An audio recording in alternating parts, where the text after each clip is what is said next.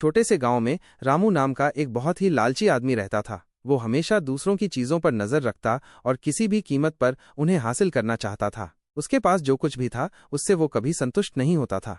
एक दिन रामू ने सुना कि गांव से कुछ दूर पहाड़ी के पीछे एक पुराना मंदिर है जहां एक गुप्त खजाना छिपा हुआ है। यह सुनते ही उसकी आंखें चमक उठीं। उसने तुरंत उस खजाने को खोजने का फैसला किया।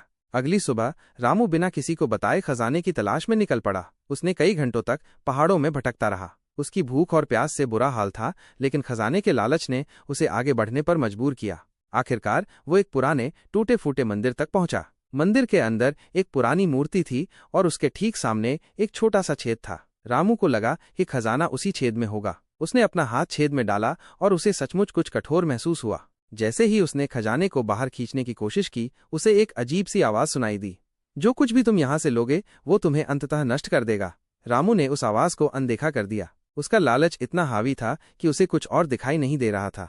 उसने देखा कि वो एक सोने का सिक्का था। रामू खुशी से झूम उठा। उसने और खोजने के लिए अपना हाथ दोबारा छेद में डाला। इस बार उसे कई सिक्के मिले। वो एक एक करके सारे सिक्के निकालने लगा।